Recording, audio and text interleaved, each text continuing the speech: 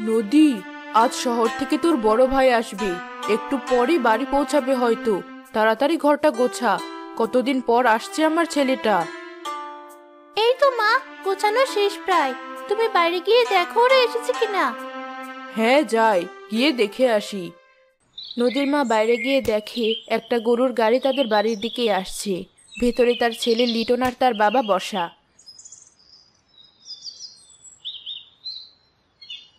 তোমরা চলে এসেছো?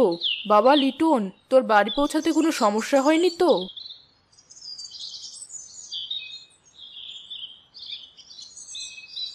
মা, তোমরা কোন যুগে বাস করো আমায় বলো তো? এখনো কি কেউ গরুর গাড়ি ব্যবহার করে? একে তো ভাঙা রাস্তাঘাট, তার উপর আবার এই গরুর গাড়ি। আমার কোমরটাই বোধহয় ভেঙে গেছে। তুই তো থাকিস শহরে, এখন তো গ্রামের জিনিস আর ভালো লাগবে না। আয় ঘরে আয়, তোর জন্য খাবার দিচ্ছি। হ্যাঁ বাবা, চল।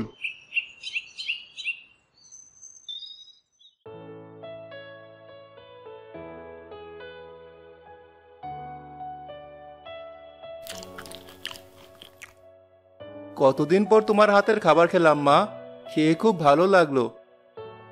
এই নে বাবা, মাছের মাথাটা খা। মাছের মাথা ভালো লাগে না আমার। নদীর তো মাছের মাথা অনেক পছন্দ, ওকে দাও। না ভাইয়া, থাক। আরে নে, না করছিস কেন? নে, তোর ভাই যখন এত করে সাচ্ছে। আচ্ছা। তা তোর পড়াশোনা কত দূর এগুলো? কোন ক্লাসে তুই এবার? কি বলছিস এসব? আমাদের গ্রামের মেয়েরা আবার পড়াশোনা করা শুরু করলো কবে থেকে? আর কটা দিন যাক বিয়ে দিয়ে দিব, ঝামেলা শেষ।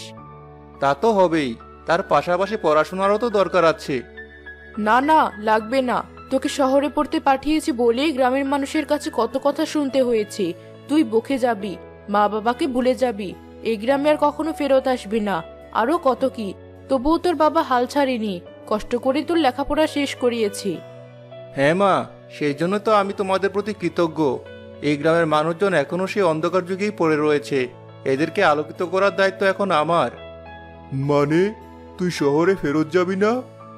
না বাবা, আমি গ্রামের থেকে গ্রামের মানুষের জন্য কিছু করতে চাই। এসব কি বলছিস? তোকে এত কষ্ট করে লেখাপড়া করালাম এই গ্রাম থেকে বের করার জন্য, আর তুই কিনা শেষমেশ এই গ্রামে পড়ে থাকতে চাইছিস? তাহলে তোর পিছনে এতগুলো টাকা খরচ করে কি লাভটা হলো আমার? বাবা, তুমি রাগ করছো কেন? এই গ্রামই তো তোমার আর আমার আসল ঠিকানা। এই গ্রামকে পরিবর্তন করতে পারলেই তো আমাদের জীবনটাও পরিবর্তন হবে। আমি এত কিছু শুনতে চাইনি। গ্রামে বেড়াতে এসেছো, বেড়ানো শেষ হলে শহরে চলে যাবে, এটাই চাই আমি। আচ্ছা যাবে, তুমি এবার শান্ত হও তো। ছেলেটা কতদিন পর বাড়ি এলো, এখন আর ওকে এসব বলো না। ঠিক আছে, আমি কাজে গেলাম। লিটন খাওয়া শেষে গ্রামে ঘুরতে বের হলো।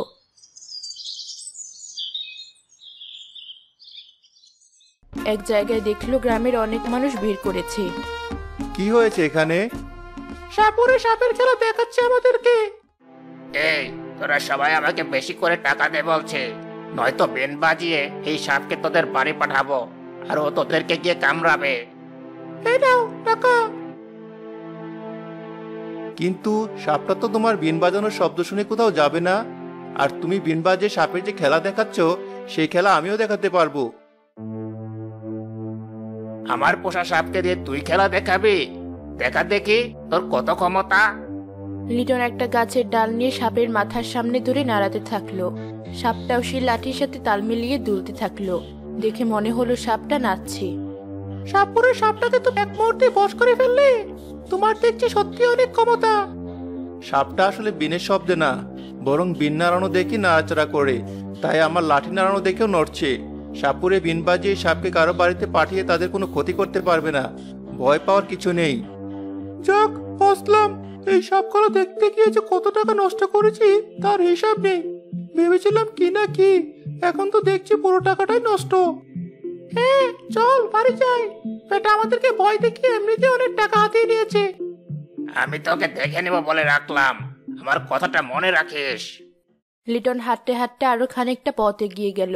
বাড়ি থেকে এক মহিলার কণ্ঠ তার কানে ভেসে এলো। লিটন সেদিকে এগিয়ে গেল। আমার গরুটার যে হঠাৎ কি হলো কিছুই বুঝতে পারছি না। দুদিন ধরে খাওয়া দাওয়া বন্ধ, নড়াচড়াও করছে না তেমন। চিন্তা করিস না, সব ঠিক হয়ে যাবে। অশুভ শক্তি বল করেছিল তোর গরুর উপর, আমি জাদুমন্ত্র করে দিয়েছি, সব ঠিক হয়ে যাবে। আমার মনে হয় গরুটারও আমাদের মতো অসুখ করেছে, ওকে ডাক্তার দেখাতে হবে। কি যে বলিস না, গরুর আবার ডাক্তার আছে নাকি? সাধু বাবাই ঠিক কথা বলেছেন, আমাদের লালি দেখবে কালই সুস্থ হয়ে গেছে। আপনার ছেলে ঠিক কথাই বলেছে, কোনো অশুভ আত্মা ভর করেনি ওকে।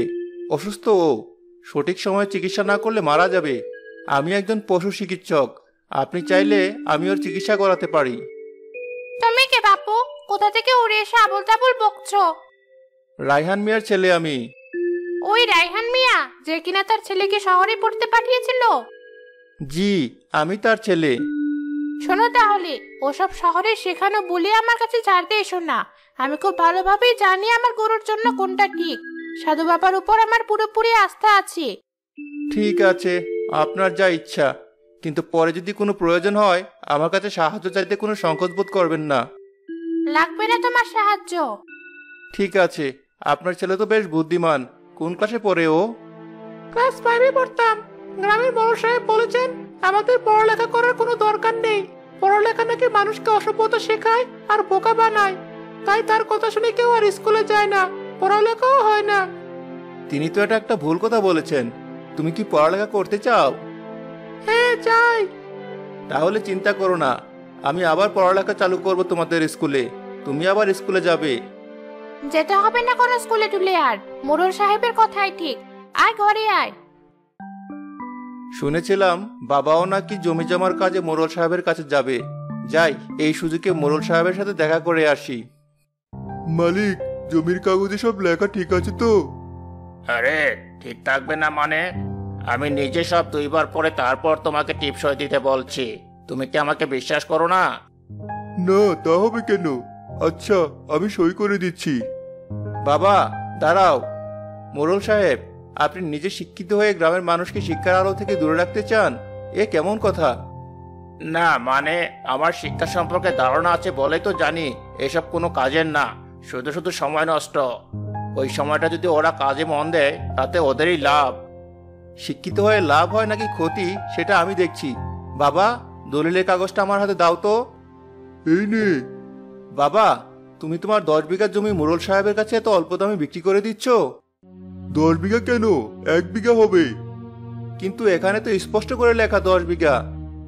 একের পরে বলে একটা শূন্য বসে গেছে বোধ হয়, আমি খেয়াল করিনি। দাও, আমি ঠিক করে দিচ্ছি। এভাবেই তো আমার সব জমি জমা লেখে নিয়ে আমাকে পথের ফকির বানিয়েছিস, এখন আবার ভাব ধরিস।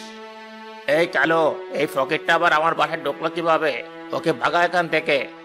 জি মালিক। এই নাও, এবার দেখো সব ঠিক আছে কিনা। এখন ঠিক আছে। আপনার চালাকি আমি ধরতে পেরেছি মোড়ল সাহেব। এভাবেই গ্রামের মানুষকে অশিক্ষিত রেখে তাদেরকে বোকা বানিয়ে নিজের লাভ খুঁজছেন আপনি, কিন্তু আমি থাকতে এমনটা হতে দেব না। তুমি আমাকে ভুল বুঝছো বাবা। না, আমি যা বোঝার ঠিকই বুঝেছি। তোমার ছেলেকে ঠিক হয়ে যেতে বলো। একদিনও হয়নি এই গ্রামে এসেছে, এখনই আমাকে এসব কথা বলা শুরু করেছে। আর আমি এই গ্রামে কত বছর ধরে থাকি, উল্টো আমার সাথে লাগতে আসে। রাগ করবেন না মোড়ল সাহেব, ও বাচ্চা মানুষ, কয়দিন পরই আবার শহরে চলে যাবে। এই লিটন, চল আমার সাথে। গেলেই ভালো, এখন আমার আরো কাজ আছে, তোমরা আসতে পারো।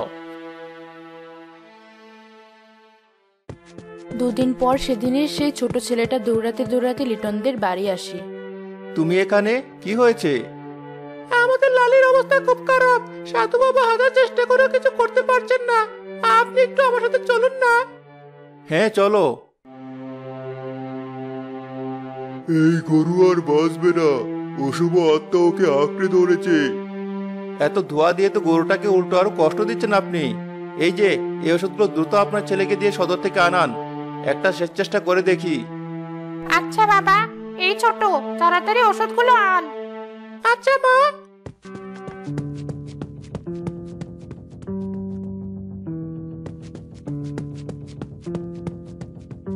এনেছো? দাও, ওষুধগুলো আমার হাতে দাও।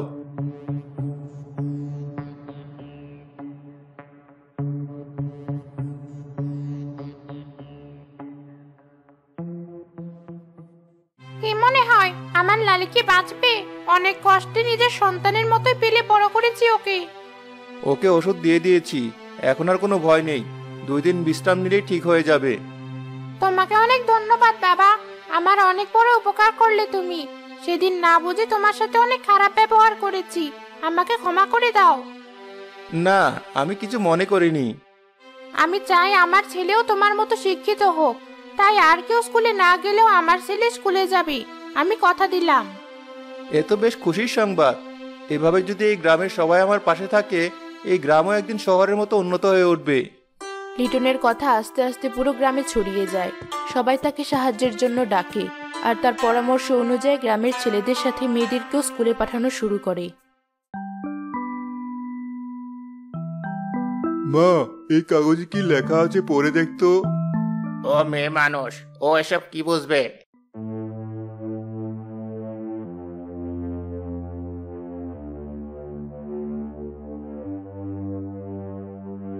বাবা, মোড়ল সাহেব তোমাকে যত টাকা দিবেন বলেছিলেন তার থেকে অনেক কম লেখা আছে এখানে। কি? নেবই না আর টাকা, চল আমার সাথে। হচ্ছেটা কি? গ্রামের ছোট ছোট ছেলে মেয়েরা তো পড়ালেখা জানলো কিভাবে? সব ওই শহরের ছেলেটার কারবার। গ্রামের ছেলে মেয়েদেরকে স্কুলে পড়িয়ে লিখিয়ে ব্যারিস্টার বানিয়ে ফেলছে একদম। বুঝেছি, ওই স্কুলটাই বন্ধ করতে হবে আগে। দলবল নিয়ে চল আমার সাথে। মোড়ল স্কুল বন্ধ করাতে গেলে লোকজন হাতে লাঠি নিয়ে স্কুলের সামনে দাঁড়ালো। শিক্ষার আলো ঘরে ঘরে জ্বালো। আমরা আর অন্ধকারে থাকতে চাই না, শিক্ষার আলো আলোকিত করতে চাই আমাদের গ্রামকে। শিক্ষিত নারী মানেই শিক্ষিত জাতি। আরে, তোমরা আমাদের উপরে ক্ষিপ্ত হচ্ছ কেন? আমি কি তোমাদের খারাপ চেয়েছি কখনো? মারো ওই মোড়লকে, যার জন্য গ্রামের কত মানুষ সর্বহারা হয়েছে হিসাব নেই।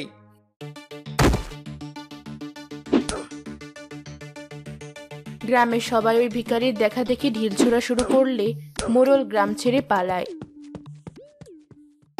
লিটনের উদ্যোগে তার গ্রাম কিছুদিনের মধ্যেই নতুন রূপ লাভ করে।